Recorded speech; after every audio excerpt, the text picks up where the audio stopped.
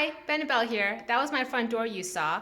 I wanted to get the sense that you were coming over to my place for this master class. So welcome. We're going to be going up to my home office where we'll be having class. Before I begin, I wanted to say I really don't know what I'm doing in terms of video production and editing, so you're going to have to forgive the poor video production quality and the production value here. I'm learning how to shoot and edit videos while I do this class, which is probably very unprofessional, but so be it. And also, I couldn't figure out how to get both my talking head and my hands with the cards into the same frame at the same time. So you're either going to be seeing my talking head or you're going to be flipping straight to shooting just my hands. And, you just have to work with that as well. And one more thing before we get started. If you thought that this was going to be a quickie masterclass, you've been deceived big time.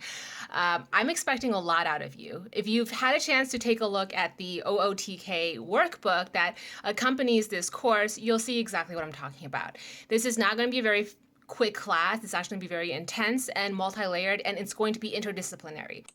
This is a very hands-on class. I expect you to have a tarot deck out while we are going through the video lectures and actually perform the various procedures of the operations as I cover them. Yeah, I kind of expect you to follow along in the OOTK workbook and to fill it out as you progress through the video lectures. In fact, let's start with some reading right away. Remember, this is Tarot Summer School at the Tarot Readers Academy. So go get out the OOTK workbook I've provided you with. First, let's start with reading pages 1 through 3. Pause this video right here. Yeah, go ahead, pause it, and go read pages 1 through 3. Go on. I'll see you back in a bit. Go. You're done reading the first 3 pages of the workbook, I presume. Okay, I can't stress it enough. Do not just sit back and watch these videos. If you do that, you're doing it all wrong, and I'm going to be so mad at you. As you watch these video lectures off your computer screen, clear space in front of you so that you can follow along with your tarot deck. This is the right way to do things. Yeah, I said it. There's a right way and there's a wrong way. I said it. This is the right way. You have to do the operations alongside the video tutorials. Watch the video, have the workbook open, pen and note-taking paper. That's optional. I'm open-minded. But immediately in front of you, you have to have your tarot deck and have a bunch of space for your cards. You got it? Oh, speaking of tarot cards. At first, I thought this was kind of a goofy issue to address. Which tarot deck you use, whichever one you want, right? But I mean, you've got your purists who like using the Tarot de Marseille or Marseille-based tarot decks for esoteric work. The Oswald Worth Tarot is another favorite for esoteric studies. But hey, personally, I'm a Rider-Waite-Smith kind of girl. Even though lots of folks turn their noses up at the RWS, contemporary practitioners tend to prefer the Thoth for esoteric tarot. Ceremonial magicians, I find, just by way of anecdotal evidence, tend to prefer the Thoth. Since we're working with a Golden Dawn-based divinatory form, maybe opt for one of the Golden Dawn decks, like the one by Robert Wang and Israel Rigardi. And nothing and no one is stopping you from using your favorite deck, like maybe the Wild Unknown Tarot. So which kind of tarot deck is the right one for you to use for the opening of the key? If you're using this workbook, then I presume you're an intermediate tarot practitioner, and so you probably have that one deck that feels like home to you. It is that one deck with imagery and symbolism you know so well that you can spot it from anywhere. If you've got an important question, that's the deck you go to. Well, that's the deck you use for the OOTK. This is the Golden Universal Tarot by Lo Scarabeo, and this particular deck that you're looking at is the one I use for the OOTK, but not because it's the Golden Universal, but because it's this deck, and I mean this one and only single deck. I don't even really like the Golden Universal Tarot card imagery, to be honest, but for some reason this deck, this one with the astrological glyphs penned in with a Sharpie marker, this particular deck you're looking at has, for reasons unbeknownst to me, become my OOTK workhorse deck. Now, another reason why I'm showing you this deck. If you're serious about integrating any components of the OOTK procedure into your tarot practice, then it might be a good idea to get out a permanent marker and start doodling in the correspondences. Also, don't study the pendant correspondences on these cards too closely. They don't follow the Golden Dawn. I've provided you the strict Golden Dawn correspondences among the quick reference printouts. What's shown here, obviously, are just my correspondences, the ones that, after decades of personal calibrations, just work for me. In the Western occult traditions that the OOTK was born out of, a very specific invocation was used, and I provided for you for reference in the workbook. So here you're going to want to turn to page 4 and read along while I talk. Now, of course, for sure, no one but those initiated into those traditions knows exactly what the set invocation means. I invoke the IAO, that thou wilt send HRU, the great angel. That's only for those within the tradition to know. But hey, an academic is an academic, and based on my research, here's what I found. IAO is representative of a patron deity of the light, or a godhead, the divine God principle. And they also stand for the Holy Trinity. HRU, in the Enochian tradition of ceremonial magic, it's the invocation for an angel that oversees divination and revelation. Now, for me specifically, it doesn't make sense to use that invocation because not only am I not part of that tradition, but I have no personal connection with those spirit energies. It would probably make more sense for me to, I don't know, invoke Namo Amitofu Guanxin Pusa. But I'm not going to teach you that either because that doesn't make a whole lot of sense unless they're your patron deities as well, in which case we should probably talk. Also, what if you're atheist and your patron deity is science with Archangel Richard Dawkins? Here, I would caution against using invocations from traditions you don't really understand. But that's my point of view. What I do encourage, and very strongly so, is that you figure out what works for you in terms of setting your frame of mind and getting your mindset to a place of openness and receptivity so that you can receive revelation, or at least be in a place and a mindset where you're able to gain insights and be self-reflective. Also, this invocation, this concept is about establishing sacred space to mark an unbroken protective circle around your space so that only that which you allow in can come through. Now, please go to page 4 of the workbook and fill out the question prompted at the bottom of the page. Pause this video again. Yeah, pause the video and get to work. The point of the invocation is actually pretty mundane. It's about setting intentions and getting yourself keyed up to the right frame of mind for something that's going to be as involved as divination. This is about deep mining way below the surface of where you normally go in terms of your conscious awareness, and to pull up stuff you probably don't understand that well just yet. It's kind of like if right now you decided to take on quantum mechanics and the destiny matrix. You'll probably have to get yourself focused and get your brain into the right place of concentration before you could tackle such a subject matter. So divination is very much the same way. Now, let's take it out of the mundane and talk about spirit.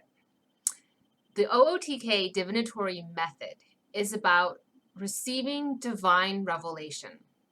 The traditional procedures are rooted very heavily in Kabbalistic principles, and the word Kabbalah is rooted etymologically in the Hebrew word for receiving or to receive, presumably from a godhead or the divine God principle.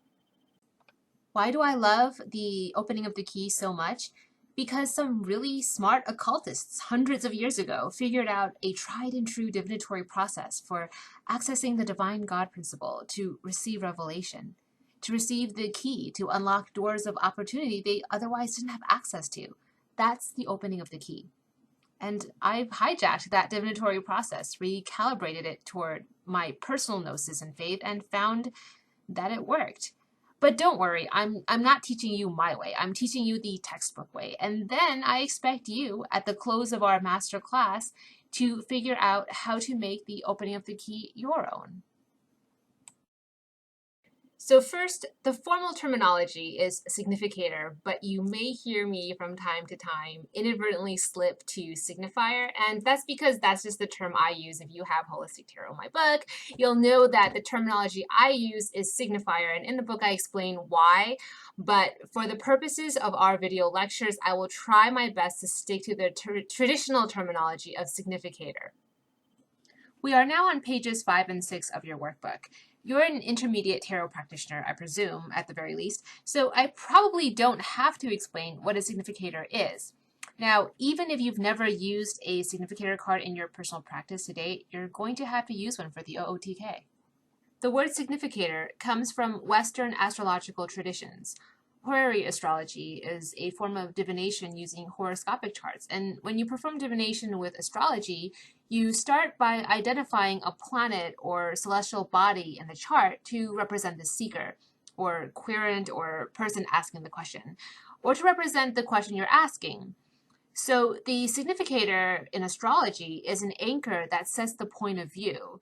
Significators are about perspective, and that concept carried over into tarot, and so significators in tarot are a form of anchor. Imagine that the tarot deck you have before you, the full deck, is a microcosmic representation of the macrocosmic universe. Every card in the deck represents a different point in the physical world. Imagine that the tarot deck you have before you, the full deck, is a map of all the forking paths, past, present, future, and possible, that makes up your life. Every card in the deck represents a different point in your physical life. So it's kind of like Where's Waldo, if you remember those fun children's books. If you look at the entire landscape of Where's Waldo in any of the pages, you don't really know what's going on. You can't really make sense of it. There's just too much. There's too much noise. So what do?